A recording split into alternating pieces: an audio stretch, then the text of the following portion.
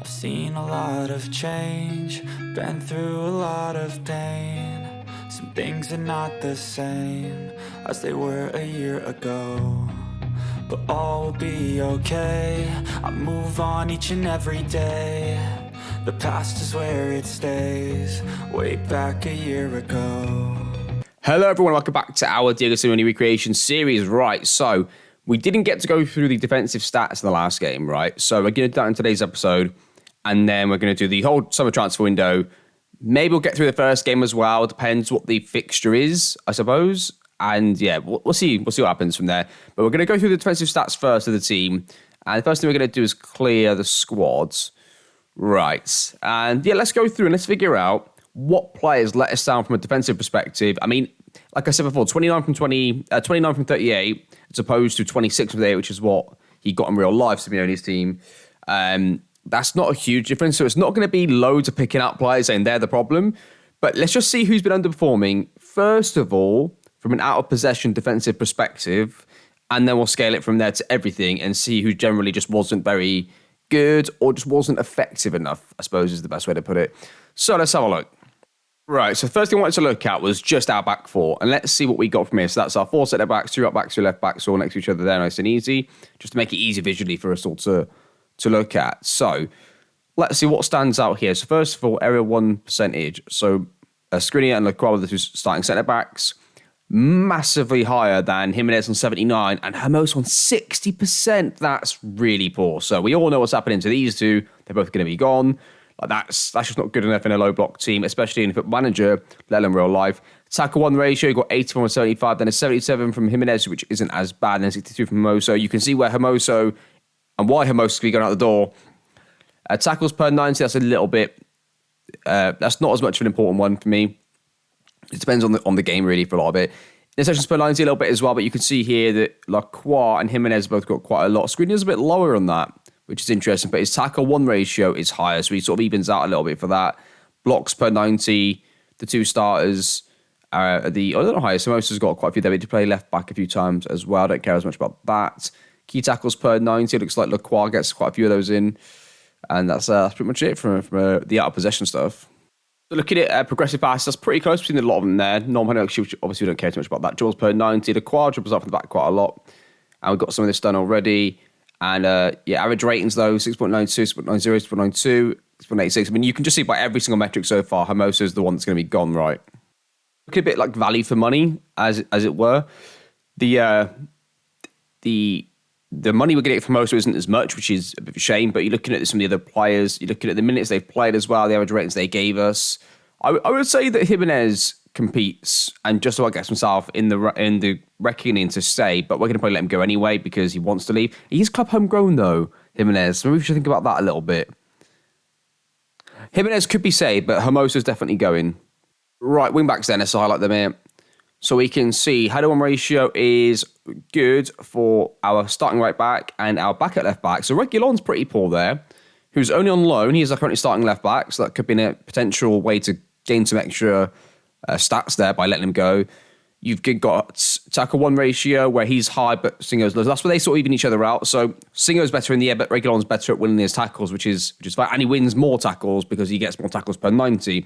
So they balance each other out a little bit, but you could probably go with two Singos, really, I think there. Interceptions per 90, a little bit towards Ronaldo, the backup there. Blocks per 90, Ronaldo as well is quite high on that. And then key tackles per 90 goes to Singo. 0 key tackles the entire season for Reguilon. That's interesting. And we'll look at their attacking output as well. But looking at that, I'd say Ronaldo has to leave. And I'd probably say that Reguilon as well. I'd say all three of them, to be fair. It's only Singo that I would keep out of that. And that'll be like our standard benchmark, I suppose, for what we're going to look at going forwards. Will be something similar to that. So look at some in possession outputs here. We have got some in goals wise. We don't really care too much about that from the fullbacks, but assists you've got none from Ronaldo, 5 from Singo, 5 from Reguilon. Assists per 90 is quite high for Molina actually. XG per 90 and expected assists per 90. The right hand side's more creative than the left, by the looks of it. Only by a little bit. Dribbles per 90 goes to Singo and Reguilon, the starters. They get more. Sprints wise, it goes to Ronaldo a little bit. Ronaldo's quite a hard worker, but just not very good, I don't think, defensively. So it's going to be a thanks for your services, but we'll see you. Yeah, well, there you go. What great 17. I didn't even remember that. That was just something that just looked like was the case from the stats. There you go. So right now, we're saying that Medina's already gone, so it's going to be those two are definitely going to be sold. I would say Reguilon won't be renewed, so that's really 3 that we need to replace. And maybe Jimenez, but we might need a club homegrown player, so we'll see. Let's move on to the midfielders anyway, see how the CDMs look like. So we're going to use the central midfield players here. I'm going to highlight them right there. For some reason, it's giving us the wide player, the fullbacks as well. I guess class them as midfield players because they play midfield right. So, defensively then, header-1 ratio. Nicolo Barella is a disgrace in the air. Rodrigo de Paul isn't much better. Koke and Saul are the only 2 that are acceptable, I think, there. Tackle-1 ratio, Barella's low again. That's not great. Koke's quite low. So, he's got good interceptions in a second. I've not even looked across to it yet. But tackle-1 ratio for Saul was quite good. So far, Saul is the best performing, I would say. Unfortunately, I'm going to have to sell him as well. So I promised him I'd let him go. Tackles per game is better for Koke, which is good. At least he does something more than the others in another way. Interceptions per 90, looking at Barella, he gets more interceptions. Blocks goes to the Paul, which is interesting. And interceptions then. So who's low on headers and tackles? So Barella, at least he gets interceptions because he's so low on these 2. I know he plays wide as well, which has messed him up a little bit with these stats, but key tackle, Saul gets those as well. I mean, Saul looks like he's the best defensive player in midfield. I don't know if I can justify this. So he's probably going to get sold, though, because of the wages. But what we'll do is we'll probably sell Saul, but we'll try and look for a midfield player who we think's good, but has similar stats to this. So we know they're the same profile of player. Similar stats to this, on less wages and being right-footed would be nice to make it more balanced for the way the team is. That'd be perfect for me. I'm quite happy with that. It's a good in possession. Again, Barella's going to be slightly skewed because he's played wide quite a lot. But the goals and assists, Barella's got 15 assists. Did he take corners? I didn't think he did. I thought Koke took corners. That's quite a lot from Barella on the right-hand side there. That's pretty good. Let's look at the assists. So 0.727 for the Paul. I think he takes some set pieces though. Oh, that's a goals, but assists is here, which he's hard as well. Okay, so Rodrigo de Paul had a pretty good season. Pass completion, low for these 2, slightly high for those 2. Passes completed per 90, so those who tick things over. Saul again. Saul fucking doing bits, man, in the stats. Dribbles per 90 go. I mean, they played wide. Well, Barella did. Rodrigo de Paul, that's interesting now. We really need to get somebody like him if we're going to sell him. Because, like, there as well, he's got incredible per 90 stats for, like, dribbling and stuff. So I'm just checking my camera there. Wow. I want to say camera, my screen is what I was looking at. That's interesting. That's really interesting, actually. Well, these are supposed to be the wingers, but they all did play slightly different positions throughout the season, so we'll see. Anyway, so header-1 ratio, yeah, Andreas is quite low. He only joined in January and had a few injuries, so, I mean, yeah, he's not very good in the air, but that's not the most important job. They need to be good probably in the other areas defensively. So, for example, tackle-1 ratio could be important if they're defending deep in front of their own goal. Potentially. João Musiala's top of both, by the way, because he's just brilliant. Tackles per 90 goes to João Musiala as well. Interceptions per 90 goes to Yannick Carrasco, actually, not João Musiala, but he's right next to him. Blocks per 90 goes to João Musiala. Oh, no, it goes to Andreas. Andreas is doing loads of little blocks there. And then key tackle, shouldn't really be any for that, because that would indicate a goal-saving tackle. And, yeah, I mean, so looking at that, generally, I would say that Kingsley Coman is pretty poor. But Kingsley Coman played, I don't know, half the season as a striker. So he gets away with it on that front, I think, a little bit. Whereas like João Musiala played wide almost all season, and I'd say he's got quite good stats. So I think somebody that played wide on those sort of stat line would be good for us. And then in possession, you got goals per 90. Goals, how many goals scored? Carrasco got a lot. Kingsley Coman played striker, so that's a bit inflated. Expected assists per 90. What we're looking at here, we're looking there.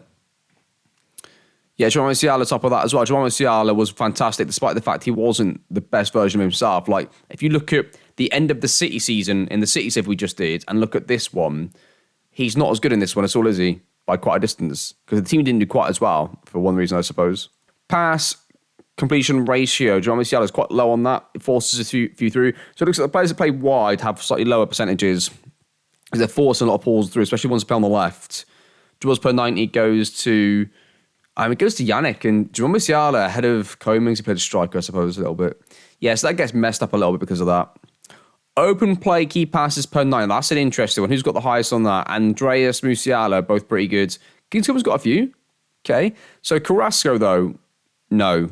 That's really poor. Yeah, I'm not happy with that, Yannick. I'm going to sell him because he's worth loads of money. And he's 29. Then strikers for us then. Header-1 ratio goes to the top two here. Kwame did all right as well. Griezmann did not. I mean, Koeman will highlight as well because he'd play from half the season. Pressures, tackle 1 ratio maybe. Not really that important, is it, a lot of this? Pressures completed. And distance ran. Distance ran might be interesting. So Patson Daka's top of that. Patson Daka did all right, but he was so poor in the air. Like, I don't think he can be that poor in the air for us. Not as a starter. But we'll look down the attacking stats. Then you've got, so let's look at goals per 19. So the highest for that goes to Tammy Abraham by quite a distance, and then Patson Daka is second. And assists per 90 goes to, ignore Comings played wide, it goes to Christian Kwame. Then expected goals per 90 goes to Pat. So Patson Daka and Moffey both had roughly the same XG per 90, but the goal difference is quite notable. So Moffey's going to be sold because I thought this anyway, watching him play, but that confirms it. Expected assists goes to Tammy. Should have had more assists probably than he had, but he scored the goals, so that's all that matters really for him. That's all good. Dribbles per 90. Patson Daka's the lowest for dribbles per 9. That's interesting. Guess he just got played straight through on goal, maybe? So he didn't have to dribble? I don't know. And then distance covered per 90 is slightly lower for Tammy, but... Okay, so looking at that overall, I would say that we had a fairly decent season, actually. Like, there isn't too many players where you looked at that and you went, oh, they were the problem, right? There wasn't too many of those, especially starters. So, that's an interesting little one for us. I don't know how far we're going to go with the squad. It's probably going to be quite a big change. We've already sold Griezmann and a couple of others, right? And Molina, etc.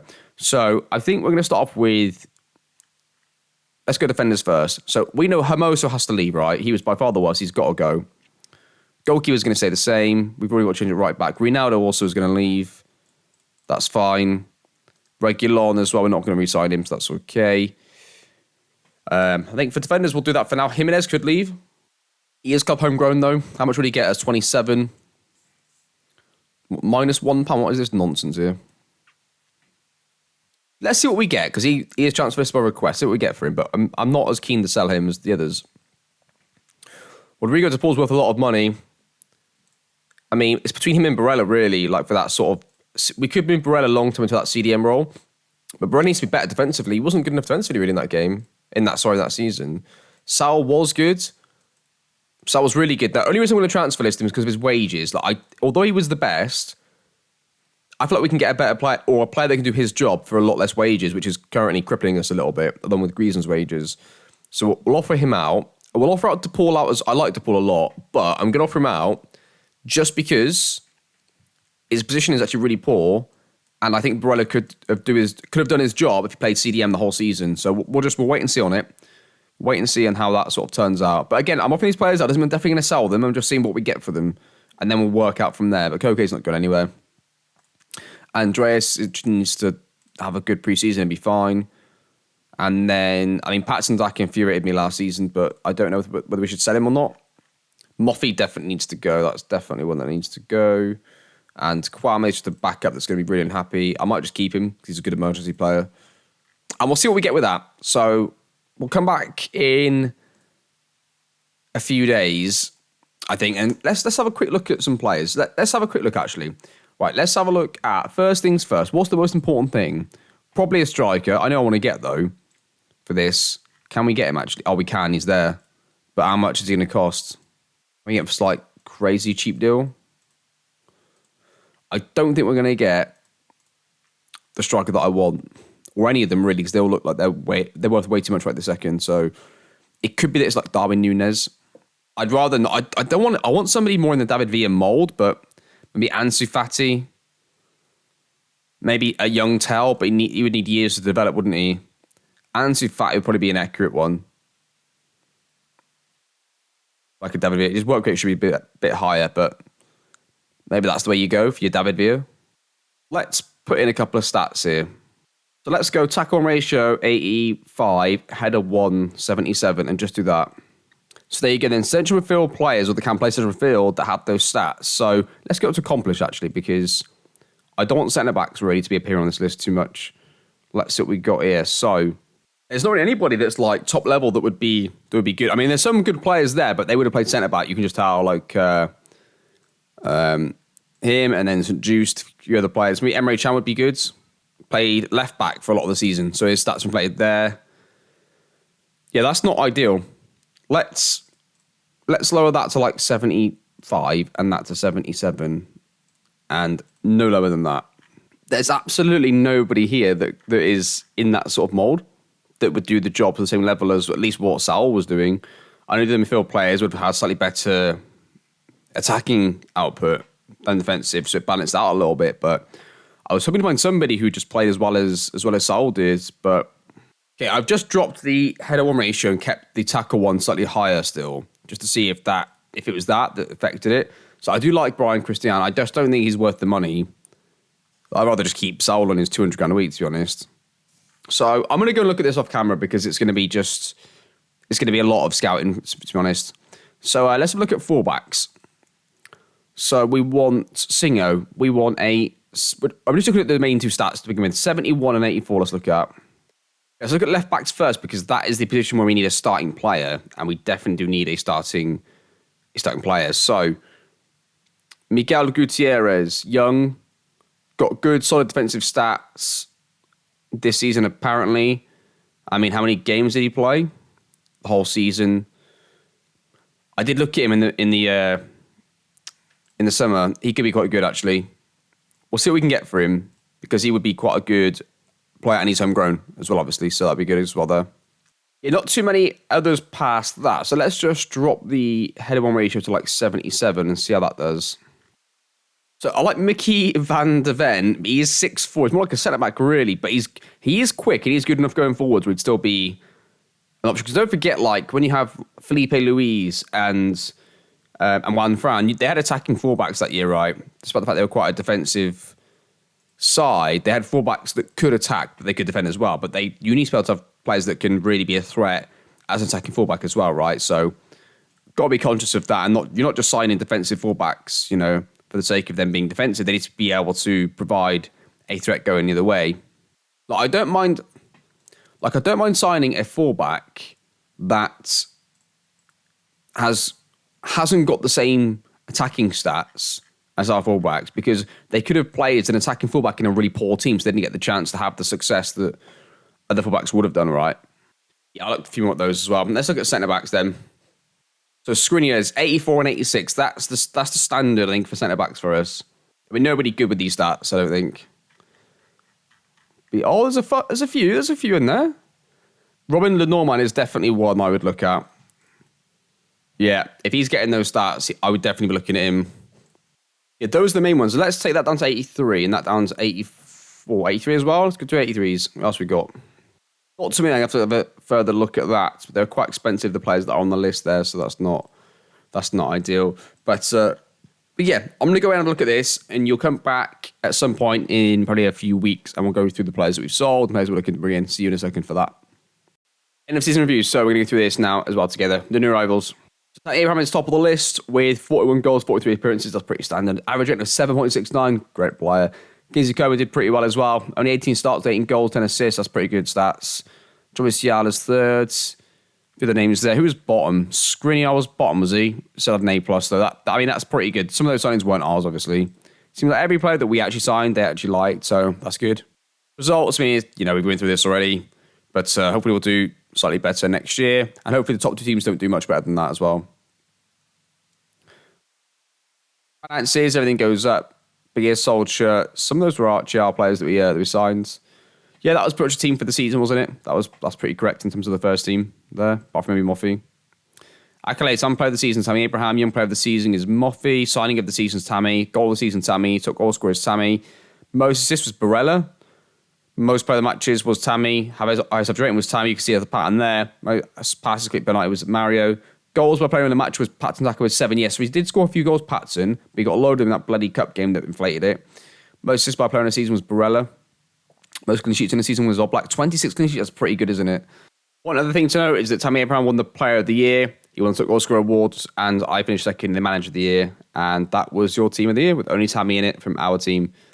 So far, what you missed is I think I mentioned this last season or last episode, because I had signed Umar Siddiq. That was from last year, though. I'd already made that transfer. We've signed Vitinha to be like our David Villa type player. I think he's actually a pretty good fit. If he could improve like his agility and dribbling a little bit more, he could be more of an ideal replacement, but recreation with the David Villa role. That's pretty close. I think it's close enough that I can get anyway. We're going to bring in Thuram to be like our pivot role and to be like our box-to-box. That also then frees up Barella to go and be our wide player as well. So it gives us an extra option out wide. As the wide player is going to be the hardest thing for us to buy. So Kevin Thuram would be a really good player for us to sign, play central midfield for us.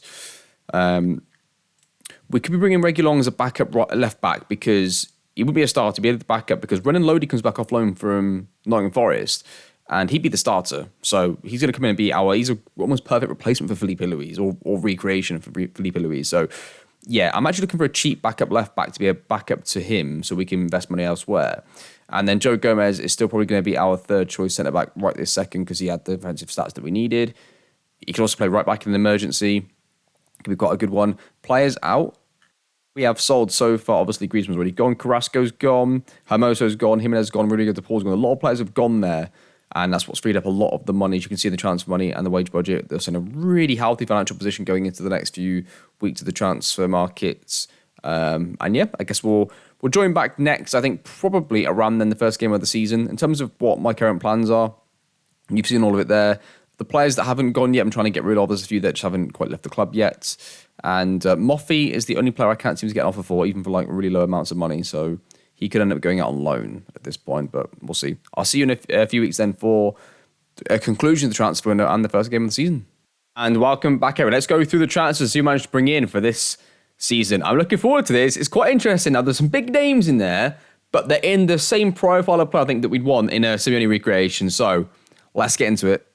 So Manu Kone is the other one. So in addition to the other players, we've already shown you like Thuram, players like that. Kone comes in. He comes in for a decent fee, but he's a pretty good like all-round midfield player. He could play wide for us as like the sort of Koke role in that year, or he could play in the two pivot roles because he's actually pretty good defensively as it is as well. So he could do almost anything for us, I would say, in that sort of three positions, the actual proper CDM, the box-to-box CDM, or as the actual wide central midfield player. So he does all those roles. Good player, young, probably won't ever sell him in the rest of the save. Good player. Miguel Gutierrez comes in as our backup left back. Now, I thought that being homegrown, spending a little more money on him than Reguilon, though, but it was a good idea to bring him in because he is a very good player. I think he could be like a solid backup fullback for us, again, for the rest of the save. Thought it was quite good, cheap, and yeah, good player. Thuram comes in. I think I mentioned this anyway. I'll show you him. Yeah, again, similar sort of deal to Kone. Not quite as good defensively with sacking him for 12 instead of 15, but again, probably going to be our like box-to-box pivot player more, but could play wide as well on the right-hand side if we need him to. Unlikely, but he could do that in an emergency. So Nuan Perez comes in. Nuan Perez is a pretty good centre-back. Comes in as our like fourth choice centre-back. Now, we had a buyback release clause on him because he was at Atleti before, and we got him for £8.5 million. I think if we had to have bought him normally, it would have cost us like over double that. So cost-effective player to bring in as our fourth choice centre-back. I think he's pretty good fourth choice, isn't he? So we'll see how he gets on when he gets a chance. So Jericho comes in as a backup goalkeeper. The reason for that is actually like the previous backup keeper we had, but we're actually running out of options for homegrown slots for the Champions League. I only had like 2 homegrown players at one point, so I was like, shit, I need to get some more in there. So I always say the backup goalkeeper is always a position where you can get a homegrown player in because there's no need to have somebody that's not homegrown, I think, in my opinion, in FM. So Rico comes in as a backup goalkeeper, and he's a solid backup, isn't he? On low wage, which is good against the salary cap in the league, so all positives there. Buendia comes in as a backup wide player for us, probably more like as the Turan kind of role. The reason that he came in is he's homegrown, I think, actually. So yeah, he started off his career at Getafe. He's homegrown, and I looked at a few homegrown players. I tried to get Pedro Porro to be like a wide player for us, and he went to buy him for loads of money, so we couldn't get him. But Buendia, fairly cheap, probably the worst number 10 that we've got, which is incredible because he's actually really good.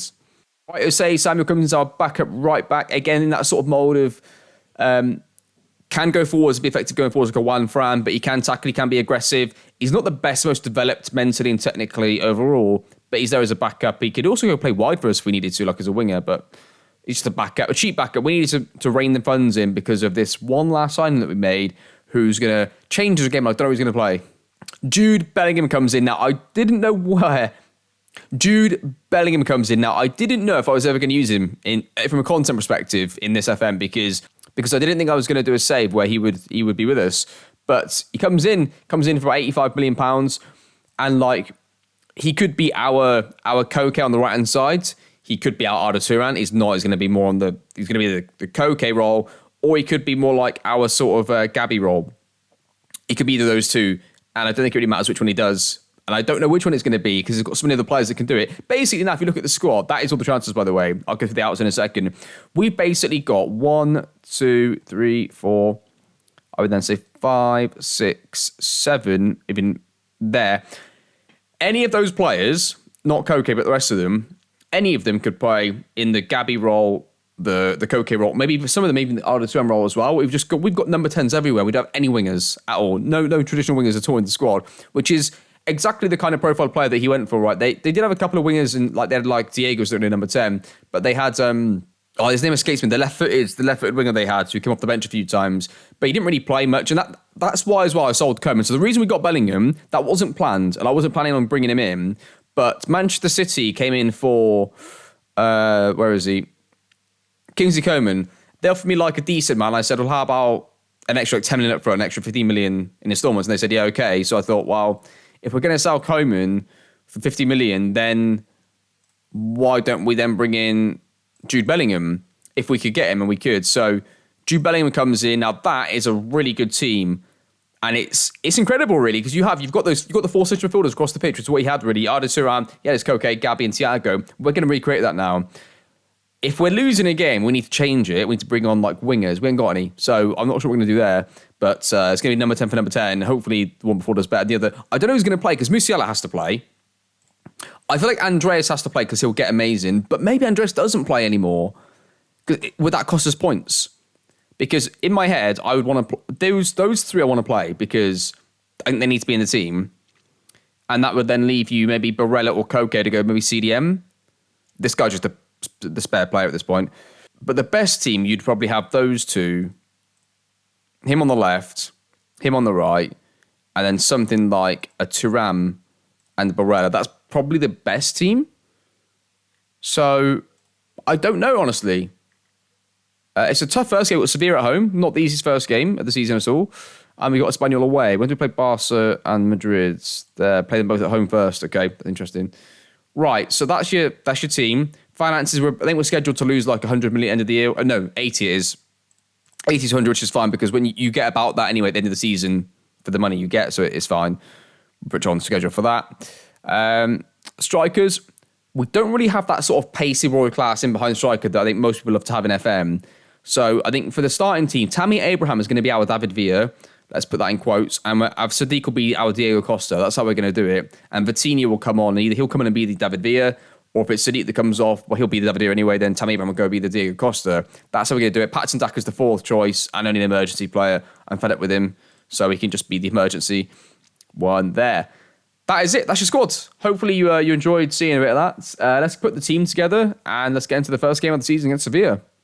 Right then, here is your first team of the season. I decided to go with Thuram in there and go Bellingham wide right. We'll see how that goes, though. That could easily change. So it's going to be Oblak in goal, Renan Lodi, Skriniar, Lacroix, Singh across the back with Musiala, Barella, Thuram, Bellingham across the middle with Sadiq and Abraham up front. I'm excited to see this. It could go wrong first game. We're playing a low block. We could invite pressure and not create enough chances. Let's see how we get on. I'm so excited for this. I want to see an absolutely bullshit, scrappy 1-0 win is what I would take right now. Come on, let's see. The manager says, match we should really make sure we do okay. Let's see what they're going to play. That's going to be us first. Yeah, I love that. That is just worked great across the pitch there. Who have they got? They're going to be playing a 4-3-3 single pivot. Oh, okay. We've got a chance here, boys. And we are underway. It's an instant highlight right here. It's going to be Tammy Abraham and Singer linking up. They go far post to Musiala. Doesn't quite get to it. Bellingham doesn't quite get to it either. They try to go the left-hand side. Are we going to get to this? We do. Barella gets to it. After Lodi puts some pressure on, Skriniar has it, plays it into... Oh, my Christ, that was a bit risky, Skriniar. Oh, dear. Are we going to set us back up for this to defend it? Jude Bellingham gets a cross, almost wins it. They continue through. Lacroix now gets it this time. He's got options ahead of him. Screener this time. Just play simple. That's a play simple, mate. There you go. In behind him, Tammy around. He's through 1v1. Is he going to get to it? He does. Is he going to shoot? Does. 1-0 Atleti. 1-0 Atleti. There it is, boys. Love that. 1-0. And it's going to be probably game over if we can defend properly for the rest of the game. Oh, here we throw it into Lacroix in a really risky fashion there, running low. Don't know what you're doing at Forest, mate. You calm yourself down and keep it a bit simple here. Jude Bellingham's got it on the right-hand side. Whacks an early one into Sadiq for no apparent reason. Thuram gets to it. I do think that long-term probably having Jude Bellingham in central midfield is going to be better for us results-wise, but like in terms of like our players, obviously we've got better central midfield players. We haven't got any of the wide players. Singer makes it 2 with a pretty weak effort after the keeper was all over the shop trying to deal with the cross. Yeah, I think he's going to be ineffective out on the... not ineffective. I don't think he's going to be as effective on the right as he could be in the middle for us. But then that would mean playing either Musiala wide right and Andreas on the left, which is fine. But is it our best team? Probably not. Or we could play somebody else like Buendia. I don't play Buendia, really. It maybe would be more somebody like... What else could we do? Is it Kone? What else have we got if we did that? If we did play Bellingham here... I mean, Thuram could play wide. Or you could play Barella wide and then play Kone as the central field player, as the pivot. Or you could play Kone wide. You've got options there. That's a nice thing, right? We've got options. I feel like that maybe you could do it by game. Like in a big game against Sevilla, you go your best team. You go with your best CDM that can do everything into Thuram, your best CDM in Barella, and you keep Musiala and Bellingham as your 2 wide players. And then being against other sides, you can rotate that a little bit and play Bellingham central field and play other players wide. I think I'll do that anyway across the season to make sure that we're getting game time into the other players. And we'll definitely do that in Europe, of course. We'll rotate and stuff. But highlights for Sevilla. They can play it into Gomez. Sadiq's going to take it straight off him and say, that's mine. Tammy gets it, plays it back in Sadiq, who's through. Is he going to score? Does. It's 3. It's 3-0 to Atleti. I don't mind us like smashing the smaller sides, right, like this, and scoring a load of goals, as long as we still don't like in this kind of game, when they then go for us to try and get a goal, we don't make it like 3-4, 5-1 and 5-2, and it stays 3-0, 4-0, 5-0. It has to, first and foremost, can we keep it to 0? Secondly, can we not score as many goals? We don't want to score 105 goals, do we? Plus, but if it happens, it happens. It's conceding here. So what I did start to do last season was in this kind of scenario, I'd go ultra defensive, very defensive. To try and stop them getting a cheap goal back while they're going for it a little more. But I'm going to let this play out as it currently is because we're so dominant at the moment. Like they're creating nothing against us whatsoever. Singo to Bellingham. Bellingham travels inside, looks up for Jamal Musiala, who's going to get a touch on it here. Oh my goodness, it was terrible. Renan Lodi wins it. Musiala's got it back. Swings it far post. Tammy Abraham makes it 4. Going to take Tammy off, put on Vitinha. Take off, I think, Musiala as well and put on Andreas on the left-hand side. And let's take off... That'll do for now. We'll make those 2. Sadiq makes it 5. Is that 5 or 6? I think that's 5, isn't it? We make 2 more changes here. Let's take off Jude Bellingham and throw on, I think, Kone on the right. He doesn't actually play there at all, so it'd be good for him to get some early minutes there. Let's get Miguel Gutierrez at left-back and Osei Samuel at right-back. Get some players making their debuts here. Oh, Andreas has got to that first. I think he's onside, isn't he? If they're going to give it for offside, I don't think he was. It's not a foul they're trying to give it. It's offside. This could be a goal. Oh, surely he wasn't offside there. Barella whips it in far post. Skriniar gets up. It's cleared away. Sadiq now gets to this. Yeah, do you know what's interesting, right, is I don't think I've ever had an FM tactic where you don't really have like any wingers at all. Or even like proper, I mean, Tammy Abraham, they're not really, Sadiq's a little bit quick. Like, they aren't slow, but we all know what we mean. Like, when you think about a top level winger or striker in FM, you're thinking of like 17, 18 acceleration, 17, 16 pace. We don't have those players. We've got central field players and creative players all over, like for our wide players, and just hard work in box to boxes all over the shop, really. It's interesting. See if this works. The back 4 are quick. They're not lightning fast, but they're fairly quick. The fullbacks are decently quick. That would have been annoying to concede from that. Yeah, they've got out here for Sevilla. They can play on our right-hand side. Kone's going to get up and win the ball off him. Yeah, good lad. And again, Kone. Go on, and again. Playing his first match ever right midfield, bless him. He's all over the shop. Right, Lacroix gets to it. Thuram. Oh, Thuram's missed that 1v1 there. Oh, he's won it back, though. Sadiq now has it. And he's now lost it. It's a bit scrappy here from the boys. Don't concede a goal. Good. Skriniar, Lacroix, into Thuram, into Osei Samuel, into Kone, Going to the right-hand side, cuts back, gets fouled. What is this highlight? Oh, that's a red card. Okay, wow. A 2-footed challenge apparently from a... Okay, I thought it might be a red card highlight, but that didn't look like it to me. But it was. There you go. Okay, we go. Probably last highlight of the game, I would have thought. Gutierrez. Andreas gets it. Andreas cuts inside, travels with it, and is he going to link up with somebody? Tries to go back to Thuram to Osei Samuel, shoots, and it's just wide. On this, definitely the last highlight of the game. This is probably going to be a goal because of the fact that they're showing it and the game's over, really. Barella's going to shoot. It could be 7. Oh, that's just wide. What a performance. First game of the season is going to finish 6-0 to Atletico Madrid against Sevilla, who are half decent side, and it's at home. So, I mean, we'll take that. Barcelona and Real Madrid incidentally did play each other the first game of the season at Barcelona, I believe. And I think Barcelona won 3-0. If I remember rightly. I'll have a quick look. Yeah, it looks like it. Finished 3-0 to Barcelona. I'm just pleased the home team, because the away team would have won it, put them in a really good position early on. So whoever's at home, I'm just pleased they won the game, really. But yeah, that's good. That's a great start for us. I've got to be honest. I'm really happy with that. I'm actually really happy how they started there with all the CMs across. I don't think I've ever played as a top side without having like a really pacey wide player or striker to sort of like, in the squad really. In most tactics, you only have one of the two. We have neither, so we'll see what happens. Well, we've got Patson Daka, but like he's not going to play, so there we go. Right then, so next episode, I don't think there's any point in us coming back too soon. There's not any big games there, is there? That's a lot of winnable games. That's the toughest one there. But there's going to be Champions League group stage coming up as well, so I'm hoping for next episode, what I think we'll probably do is come back for Barcelona, Villarreal, or Barcelona in the Champions League game in that sort of bracket. I think that's the next one we'll do, and we'll see how the league started. And then probably we'll do a lot of episodes in a row. So it'll be those two, then it'll be those two, then it'll be those two. It's probably what we'll do. And we'll try and get some of those games close together there in a row. So we'll try and get through the start early on, then we'll come back for a lot of those games, and you'll see how the team's playing, how they're getting on, all that type of thing.